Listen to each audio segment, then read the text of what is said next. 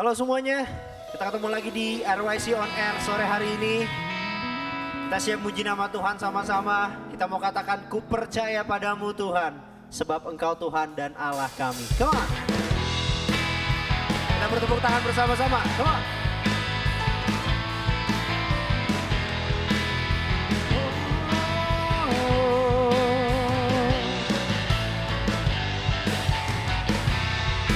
Bersama-sama katakan, tak kuduga, tak kuduga kau selamatkan hidupku, hapuskan dosaku. Kini ku kan berikan seluruh hidupku, segenap hatiku. Kita naikkan sekali lagi sama-sama, katakan, tak kuduga kau selamatkan hidupku, hapuskan dosa kami. Kini ku berikan, kini ku kan berikan segenap hatiku, semuanya padamu Tuhan. Sekalipun daging dan hati kami, sekalipun dagingku dan hatiku habis lenyap, namun saya mau percaya padamu. Ku percaya padamu, Kau Tuhan dan Rajaku, memegangku teguh, mendekapku selalu. Jiwaku memujimu, agungkan pribadimu, sangat ku cinta Kau selamanya. Ku percaya, kami serahkan seluruh hidup kami, penyelamat kami yang hidup. Katakan bersama-sama, tak kuduga, tak kuduga Kau selamatkan hidupku, hapuskan dosaku. Kini ku kan berikan seluruh hidupku, segenap hatiku. Sekalipun daging dan hati kami habis, tapi kami mau tetap percaya Tuhan. Namun ku tetap percaya padamu, Kau Tuhan dan Rajaku, memegangku teguh, mendekapku selalu. Jiwaku memujimu, agungkan pribadimu, sangat ku cinta Kau selamanya. Biar musik muji nama Tuhan, kita bersama-sama muji nama Dia. Terima kasih Tuhan. Yeah.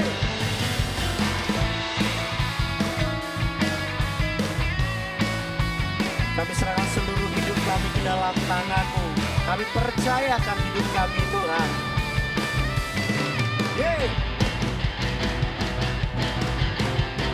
Katakan, sekalipun daging dan hati kami, sekalipun dagingku dan hatiku habis lenyap, namun ku tetap. Come on RYC, say, ku percaya padamu, Kau Tuhan dan Rajaku, memegangku teguh, mendekapku selalu. Jiwaku memujimu, agungkan pribadimu, sangat ku cinta Kau, sangat ku cinta Kau.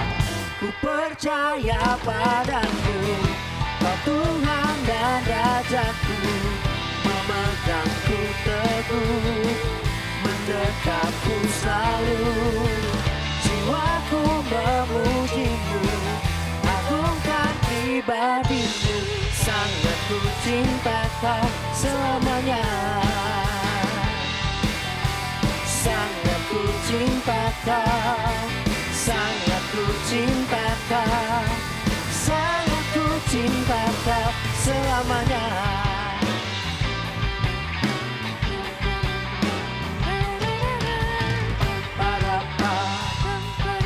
Kita mau tinggikan nama Tuhan bersama-sama, katakan. Terima kasih Tuhan.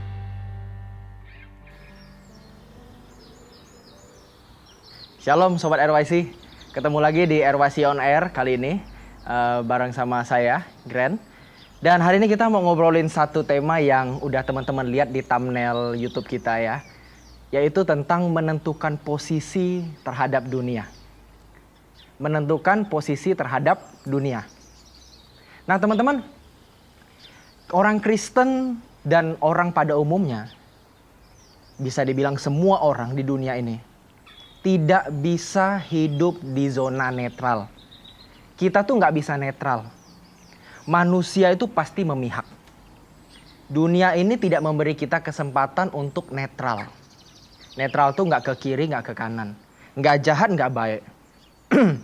Atau mungkin kita dibilang rohani tapi juga nggak rohani. Kita di tengah-tengah aja. Nggak ada. Dunia nggak memberi kita kesempatan untuk jadi netral. Ini yang pertama mesti kita catat. Jadi, kita setiap hari dalam hidup kita ini sebenarnya dituntut untuk selalu nentuin posisi. Mulai dari hal kecil sampai hal besar. Kita mesti ngambil sikap. Nggak mengambil sikap pun adalah suatu bentuk mengambil sikap. Nah ingat ya, jadi kita di awal kita mau samain persepsi dulu. Bahwa di dunia ini teman-teman, nggak ada satupun orang yang bisa netral. Ya gue nggak jahat-jahat banget tapi aku juga nggak baik-baik banget lah. Ya rohani banget juga enggak tapi duniawi banget juga enggak. Nggak bisa. Kita mesti ngambil posisi. Kita punya sikap yang tegas. Manusia nggak mungkin bisa ada di tengah-tengah. Nggak ada zona netral. Kalau mobil punya gigi netral, motor punya gigi netral, tapi nggak dengan manusia, teman-teman. Kita mesti pilih maju atau mundur. Ya kan? Kita mesti pilih baik atau jahat. Setiap kita mesti milih. Nah, ketika Alkitab bilang ke kita bahwa kita ini adalah terang dan garam dunia, itu berarti teman-teman, kita hidup di tengah-tengah dunia dan Tuhan pengen kita ambil sikap terhadap dunia. Tuhan mau kita di tengah dunia dan dia pengen kita ambil sikap. Nah, contoh yang paling bagus sebenarnya ya, yang paling bagus buat mewakili bagaimana sih harusnya sikap kita terhadap dunia, itu contoh dari ikan. Ikan di laut. Teman-teman pasti tahu kan, yang namanya air laut itu asin. Ya kan? Makanya ada produksi garam itu dari laut. Nah, air laut tuh asin. Tapi teman-teman, meskipun ikan itu tinggal di air laut yang asin, perhatiin coba. Dia nggak pernah jadi asin. Ketika kita pancing, kita ambil misalnya ya, nelayan tangkap ikan itu ketika dibelah, diolah, dia nggak menjadi asin dengan sendirinya. Yang ngolah, yang masak mesti tambahin garam. Mesti tambahin garam, micin dan sebagainya gitu ya. Makin banyak micin katanya makin enak buat zaman now gitu kan. Karena generasi zaman now ini generasi micin katanya. Oke lah. Tapi pada intinya teman-teman, ikan itu gak pernah jadi asin dengan sendirinya. Ketika dia di tengah dunia, di tengah satu tempat yang air lautnya asin gitu kan. Yang seharusnya logikanya nih ya, kalau dia hidup di situ, ya ngapa-ngapain di situ, harusnya dia gimana? Waktu ditangkap dan dimasukin ke penggorengan, harusnya udah otomatis asin, benar nggak? Tapi nggak pernah ada ikan air laut yang otomatis asin. Nah, itu berarti teman-teman, ikan pun meskipun dia tinggal di tengah-tengah suasana yang asin, dia nggak jadi asin. Dia tetap jadi diri dia sendiri. Nah, ini contoh yang bagus buat kita. Gimana sampai caranya orang Kristen hidup di tengah-tengah dunia, tapi nggak jadi seperti dunia. Aku ulangi sekali lagi. Bagaimana caranya orang Kristen yang hidup di tengah-tengah dunia, Yang ini udah nano-nano ya. Ada yang baik, ada yang jahat banget, ada yang baik banget. Pokoknya nano-nano deh. Ada yang nilainya A, nilainya B, nilainya C. Value-nya A, value-nya B. Value-nya baik, value-nya jahat. Pokoknya nyampur di dunia ini kan. Bagaimana caranya kita orang Kristen, meskipun kita ada di dunia yang nano-nano ini, yang campur aduk begini nilainya, tapi kita tetap bisa jadi orang Kristen yang mengikuti kehendak Tuhan. Itu yang jadi PR. Kita harus jadi seperti ikan tadi. Meskipun di tengah-tengah air laut, tapi nggak pernah jadi asin. Orang Kristen di tengah-tengah dunia, tapi tidak pernah menjadi sama seperti dunia. Dia menjadi sama seperti Tuhannya, yaitu Yesus. Jadi posisi kita tuh jelas sebenarnya. Tuhan menginginkan kita untuk jadi seperti Dia. Masalahnya kita tinggal di dunia. Nah, itu jadi masalah. Mungkin kalau teman-teman nanya, kalau kayak gitu kenapa Tuhan taruh kita di dunia? Apa Tuhan pengen kita jatuh? Apa memang Tuhan sengaja pengen bikin kita mungkin bisa diuji, dicobai, dan akhirnya mungkin kita ya meninggalkan Dia? Nah, ini sama dengan pertanyaan, kenapa sih Tuhan taruh pohon pengetahuan yang baik dan jahat di tengah Taman Eden? Itu sama banget. Apa sih maksud Tuhan? Maksud Tuhan itu yang jelas nggak terselami. Tapi ada satu hal yang bisa kita sorot. Satu hal yang kita bisa ambil. Yaitu ketika Tuhan taruh kita di dunia, Tuhan kasih satu perintah yang jelas. Dia mau kita taat. Dia mau kita jadi garam dan terang dunia seperti Dia. Itulah kenapa kita ditaruh di dunia. Yang gelap ini, yang penuh dengan ketidakpastian, penuh dengan kesalahan, penuh dengan kelemahan, penuh dengan kerapuhan.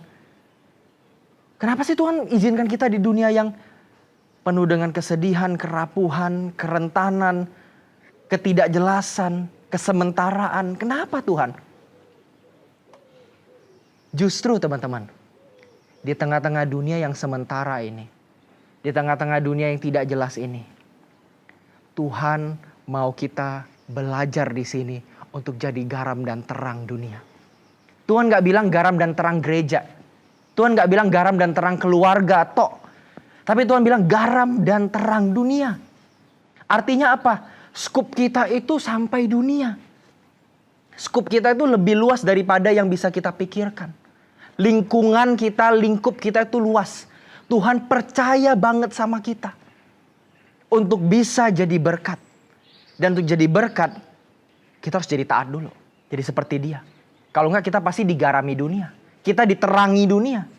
Bukannya kita menerangi dan menggarami dunia, tapi teman-teman akan digarami dan diterangi oleh dunia. Ini yang jadi masalah. Jangan sampai kita digarami dan diterangi oleh dunia. Padahal harusnya kita ngambil posisi apa? Kita ngambil posisi sebagai garam dan terang dunia. Yang meskipun hidup di tengah dunia, tapi tidak pernah tergarami oleh dunia. Jadi, posisi kita udah jelas. Tuhan pengen kita menjadi tidak serupa dengan dunia. Kita punya posisi yang beda dari dunia. Kita tidak digarami dan gak diterangi oleh dunia, teman-teman. Nah, masalahnya adalah gimana caranya hidup di tengah dunia tanpa menjadi sama dengan Dia? Aku ulangin. Masalahnya adalah bagaimana caranya untuk hidup di tengah dunia tanpa menjadi sama dengannya. Kalau ikan tadi, mungkin teman-teman bisa bertanya ke aku. Tapi kan ikan punya mekanisme biologis yang unik gitu kan. Makanya badan dia bisa meskipun di tengah-tengah laut yang asin, tapi garam itu tersaring sehingga dia nggak pernah jadi asin. Ya ikan beda dong. Kita kan manusia. Kita kan menyerap lingkungan kita. Apalagi manusia itu makhluk imitasi. Makhluk imitasi itu maksudnya dia selalu meniru, nyontoh. Dia meniru, mencontoh lingkungannya. Ya kan? Nah gimana caranya kita manusia bisa beda dengan dunia padahal kita hidup di dunia? Itu kayak gak masuk akal. Nah hari ini aku mau bagikan 3 cara. 3 cara bagaimana kita bisa hidup di tengah dunia tanpa menjadi sama dengannya. Ya, gimana sih caranya? Yuk kita belajar bareng. Kita belajar bareng bagaimana caranya kita bisa beda dari dunia tanpa harus menjadi seperti dunia. Tapi tetap hidup di tengah-tengahnya. Karena berangkat dari sebenarnya pertanyaan di Warrior. Kalau teman-teman ikut pertemuan Warrior setiap Senin 2 minggu sekali ya. Itu ada pertanyaan yang seringkali diajukan. Yang bertanya bahwa gimana caranya saya tuh di tengah-tengah teman saya tuh di tengah-tengah keluarga saya, lingkungan saya yang rusak. Tapi gimana caranya saya bisa baik? Karena saya nggak punya contoh dan sebagainya. Nah, ini kegelisahan yang aku tangkap, yang kita harus tangkap dengan serius. Ini hal serius yang harus kita respons, harus kita jawab. Gimana sih caranya anak muda yang perlu banget lingkungan pergaulan, ya kan? Kita perlu banget lingkungan pergaulan. Kita nggak bisa dong jadi sendiri doang, kita jadi ajaib, jadi alien gitu kan. Yang pokoknya gue nggak mau sama orang lain, aku nggak peduli sama orang lain, aku sendiri aja, ke sekolah sendiri, belajar sendiri, hidup sendiri, ya kan, nikah sendiri, ya nggak bisa lah ya kan. Nah, gimana caranya kita anak muda di tengah dunia, tapi nggak sama dengan dunia? Ini jadi tantangan. Secara konsepsi, secara pikiran kita bisa ya, oh kira-kira ya begitulah caranya. Tapi gimana cara konkretnya? Gimana langkahnya? Ini yang mau kita jawab hari ini. Ada 3 langkah. Yang pertama teman-teman, semuanya berawal dari mindset. Semuanya berawal dari mindset. Gimana sih caranya untuk hidup di tengah dunia tanpa menjadi sama dengannya? Mulailah dari mindset. Pahami dulu dengan mindset kita yang benar. Kita perbarui mindset kita. Bahwa yang disebut berbeda dari dunia, itu bukan terisolasi. Atau misahin diri. Atau nggak peduli sama yang lain. Aku ulangin. Berbeda dari dunia itu bukan berarti kita tidak sama secara lahiriah, secara yang nampak dengan orang lain. Ketika orang pakai baju yang mungkin modelnya begini tahun 2021 ya. Terus kita bilang kita nggak mau sama dengan dunia, terus kita bedain. Terus kita membedakan diri, mengasingkan diri. Begitu nggak caranya? Nggak begitu, itu cara yang nggak keren. Cara yang gak asik, yang Tuhan memang juga gak mau kita begitu. Karena begitu Tuhan di dunia pun, waktu dulu dia ada di dunia, dia jadi manusia, dia menggunakan budaya hari itu, budaya Yahudi. Dia pakai baju seperti orang sejamannya, dan sebagainya. Artinya dia tuh gak mengasingkan diri. Secara fisik dia di tengah-tengah dunia. Tapi teman-teman yang disebut berbeda dari dunia, itu bukan fisiknya. Yang disebut berbeda dari dunia adalah cara hidup kita yang tidak diseret oleh zaman. Terutama cara hidup yang meleset dari firman Tuhan. Jadi ukurannya firman Tuhan. Roma 12 ayat 2 bilang, janganlah kamu menjadi serupa dengan dunia ini. Dunia ini dalam bahasa aslinya itu bukan dunia dalam arti yang fisik. Bukan. Dunia di sini lebih cocok diterjemahin zaman. Zaman. Kalau kita baca, itu bisa bunyinya begini. Janganlah kamu menjadi serupa dengan zaman ini. Jadi yang gak boleh kita ikutin itu, arus zaman yang gak sesuai dengan kebenaran firman Tuhan. Jangan mau diseret sama arus zaman. Zaman bisa berubah. Zaman terus bergulir. Ada cara hidup, gaya-gaya hidup yang baru. Setiap zaman. Nah, itu yang gak boleh kita langsung telan-telan mentah-mentah. Ada gaya hidup, lifestyle yang oke. Misalnya makin kesini, anak muda itu makin peduli sama lingkungan sosial. Makin peduli sama yang namanya rasisme, sama yang namanya isu lingkungan, sama yang namanya kesetaraan sosial. Itu keren, oke. Itu bagus karena sesuai dengan kebenaran firman Tuhan. Tapi jangan sampai teman-teman ngikutin zaman ini tanpa filter. Akhirnya gaya hidup kita ngikutin aja, ngikutinnya arus. Ngeflow aja begitu. Mengalir, ikutin, tanpa punya pemikiran kritis. Tanpa filter, tanpa saringan. Sampai akhirnya kita lupa identitas kita sebagai orang Kristen. Kita lupa. Karena kita sibuk ngikutin zaman ini. Gimana jadi update, gimana jadi terus bisa ikutin orang. Apa yang orang lakuin kita mau ikut lakuin. Tanpa filter. Memang jadi update, jadi relevan itu tugas kita. Kita nggak boleh nggak update, nggak relevan sama teman-teman kita. Kita mesti ngikutin perkembangan isu-isu yang ada di dunia. Jadi orang Kristen mesti cerdas. Jadi orang Kristen nggak boleh nggak cerdas. Nggak boleh nggak update. Harus update. Karena Tuhan bekerja lewat zaman. Lewat waktu. Jadi kita mesti update setiap waktu. Tapi hati-hati. Di tengah-tengah zaman ini bukan hanya ada kerajaan terang. Tapi juga ada kerajaan gelap yang ada di dalamnya. Dia ikut juga ngambil bagian terus membagikan. Dia nyebarin juga pemikiran-pemikiran yang nggak sesuai sama kebenaran. Nah, disinilah kita mesti paham bahwa ketika aku diajak berbeda dari dunia, artinya ketika ada lifestyle, ada cara dunia, cara berpikir orang sekitar kita yang nggak sesuai sama kebenaran, aku nggak ambil itu. Aku nggak ngambil itu. Yang ku ambil adalah yang sesuai dengan kebenaran firman Tuhan. Itu yang namanya berbeda dari dunia. Bukan fisiknya, tapi lifestyle-nya. Jadi kalau teman-teman mau berbeda dari dunia, langkah pertama itu apa?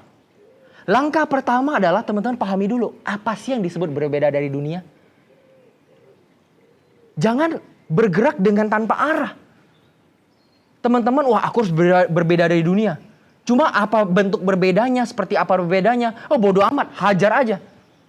Pokoknya aku gak mau temenan sama orang lain. Aku gak mau temenan sama orang yang non-Kristen. Aku gak mau temenan sama orang yang pokoknya beda sama aku. Pokoknya harus sama, satu gereja kalau bisa. No.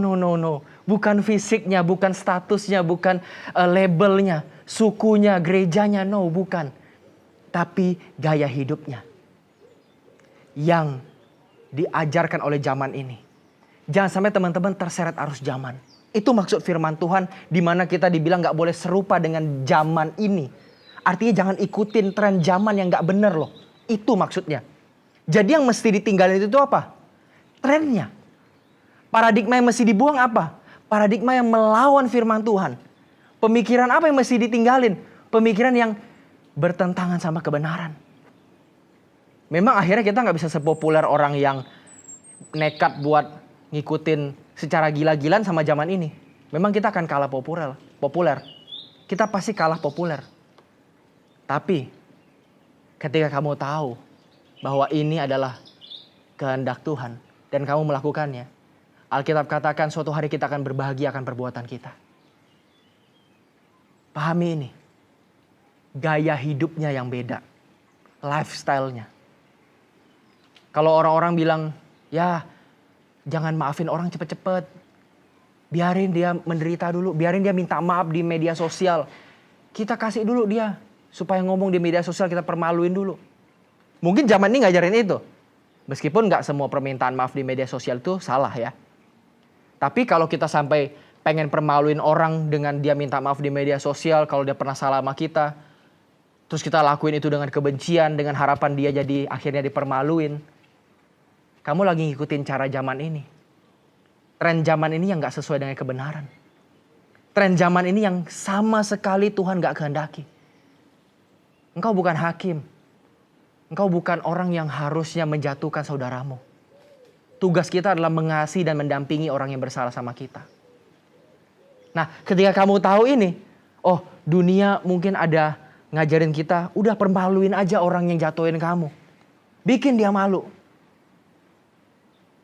Bully itu pelaku kejahatan sampai habis. Bully aja orang yang nyakitin kamu, hancurin kamu, habisin aja. Setimpal kok. Terus kita berani bilang, enggak. Aku punya gaya hidup yang beda. Gaya hidup mengampuni. Disitulah kamu sedang berbeda dari dunia. Disitulah kamu sedang berbeda dari dunia. Paulus katakan di Roma 12 ayat 2. Tetapi berubahlah oleh pembaharuan budimu. Sehingga kamu dapat membedakan manakah yang kehendak Allah. Apa yang baik, yang berkenan kepada Allah dan yang sempurna. Sampai kita bisa ngebedain yang mana yang sempurna. yang mana yang berkenan sama Tuhan. Temukan itu teman-teman. Temukan itu.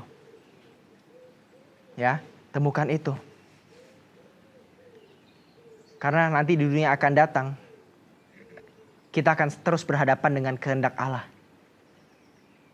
Akan ada kehendak Allah yang terus bisa kita ikutin. Ya, mari kita juang sama-sama. Yang kedua teman-teman, gimana sih caranya kita bisa hidup di tengah dunia tanpa menjadi sama dengan dunia?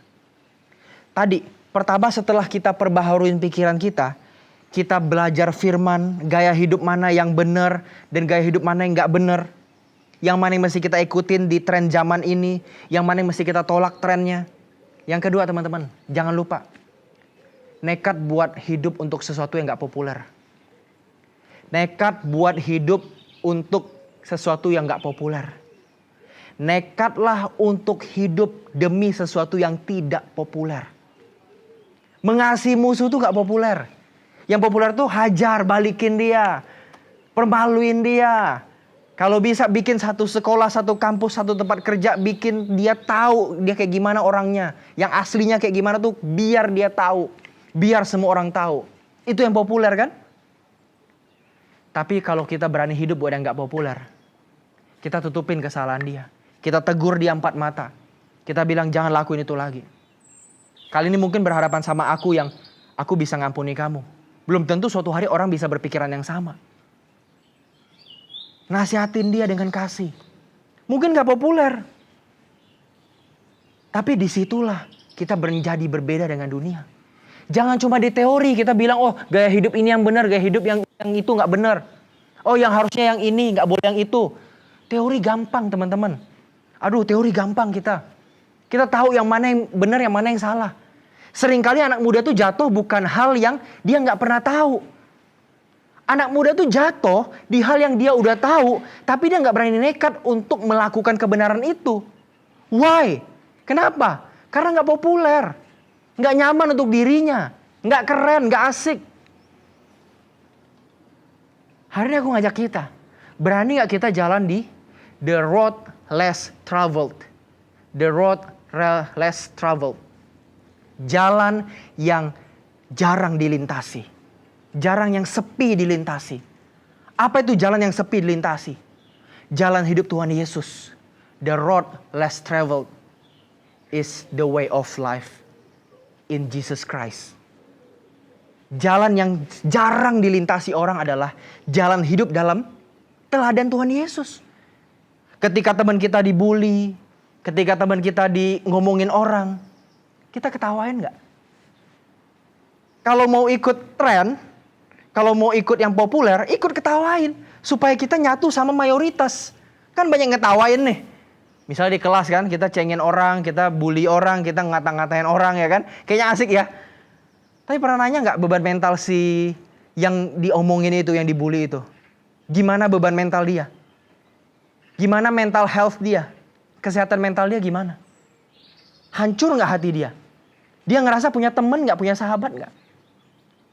Terus kita, satu-satunya orang yang mungkin dia percaya, kita ikut ketawain dia. Hancurlah dia.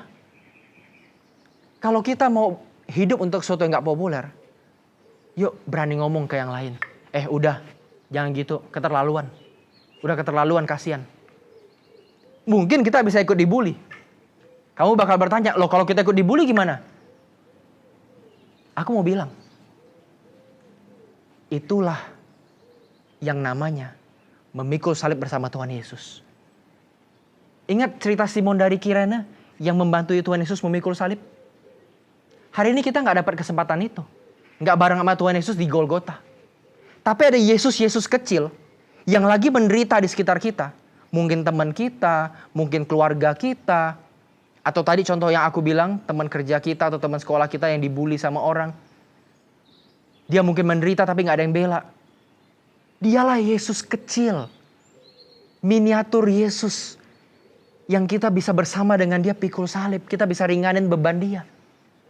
Kita gak dapat kesempatan ke Golgota. Tapi bisa kita punya kesempatan untuk menemui Yesus kecil ini.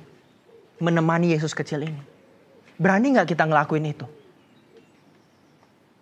Aku amazed dengan contoh Yosua, teman-teman.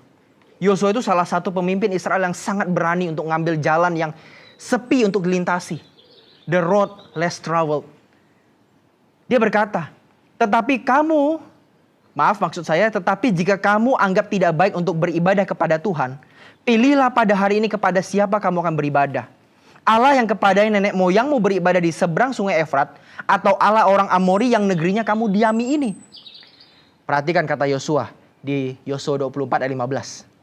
Tetapi aku dan seisi rumahku, kami akan beribadah kepada Tuhan. Persetan, bodoh amat sama orang lain. Bodoh amat sama cara hidup populer yang kelihatannya waduh asik banget, keren banget. Yang orang tuh semua di situ. Kalau kita nggak ikut rasanya kita nggak populer. Bodoh amat. Tetapi aku dan seisi rumahku, aku beribadah kepada Tuhan. Berani ambil sikap, berani beda teman-teman. Jangan cuma di nalar kita beda. Kita tahu yang ini salah, ini benar. Semua orang tahu yang salah, yang benar. Tapi sedikit orang yang berani nekat untuk ngambil jalan gak populer.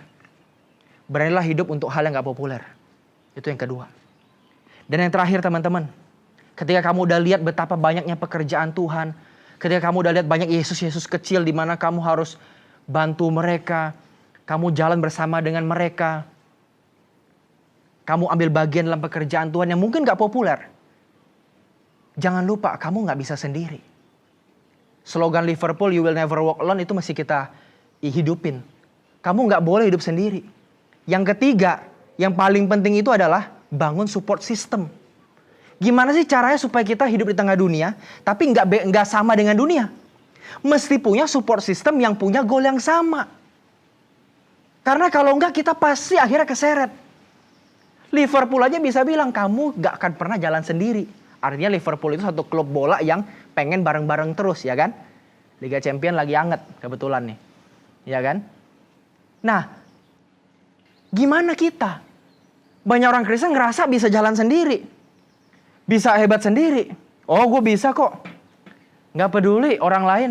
Yang penting gue sama Tuhan aja. Iya betul. Urusan kita sama Tuhan. Tapi ingat teman-teman, kita masih dalam dunia. Yang daging kita ini masih bisa kadang-kadang ngaco. Kita butuh orang lain buat negur. Nasihatin kita, ingetin kita. Supaya ketika kita lagi belok-belok nih, lagi gak jelas. Lagi pengen sama dengan dunia. Lagi kelihatan spirit kita lagi down. Ada yang encourage kita. Ada yang narik kita dari lubang itu. Jangan sampai kita masuk ke dalam. Jadi kita gak boleh individualis teman-teman. Cara hidup Kristen itu cara hidup sosialis. Sosial, bukan individualis. Kelompok banget, komunitas banget. Pasti kalian baca kan di Kisah Para Rasul, di mana Tuhan bilang lewat Lukas yang menulis itu, bahwa mereka itu bertekun dalam pengajaran firman Tuhan, bertekun dalam komunitas. Yang akhirnya mereka bisa jadi jemaat mula-mula yang menyebarkan Injil ke seluruh bumi.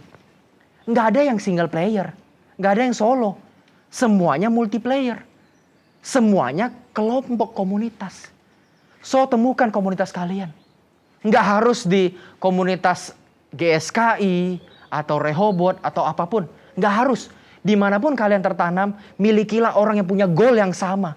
Yaitu pengen hidup di tengah dunia tanpa menjadi sama dengan dunia. Tapi memberkati dunia. Miliki goal yang sama. Karena ketika kita punya goal yang sama, kita bisa kuat bersama-sama. Aku tantang kita semua. Beranikah kita belajar kebenaran supaya kita paham yang mana yang benar, yang mana yang salah. Yang kedua, beranikah kita nekat untuk hidup demi sesuatu yang gak populer. Dan yang ketiga, beranikah kita untuk bikin support system. Lingkaran yang positif, teman-teman, sahabat yang positif, yang mensupport kita untuk hidup di tengah dunia. Jadi berkat, tapi gak sama dengan dunia. Pilihan itu di tangan kita sekarang. Mau apa enggak? Yuk, yang mau kita sama-sama. Kiranya Tuhan memberkati. Yuk kita berdoa. Tuhan terima kasih buat hari ini. Ini komitmen kami yang baru. Kami akan mengambil posisi terhadap dunia. Di mana kami tetap di tengah-tengah dunia. Kami memberkati dunia menjadi garam dan terang dunia. Tetapi kami tidak menjadi sama dengannya. Oleh karena itu bantu kami Tuhan. Mantapkan hati kami agar kami nekat untuk hidup bagi sesuatu yang gak populer. Dan yang kedua, mantapkan hati kami supaya kami punya support system yang baik. Terima kasih Tuhan, berkati semua sobat RYC yang menonton tayangan ini, supaya semuanya diberkati dan semuanya diubahkan. Terima kasih Tuhan, kami bersyukur dan berdoa. Amin. God bless.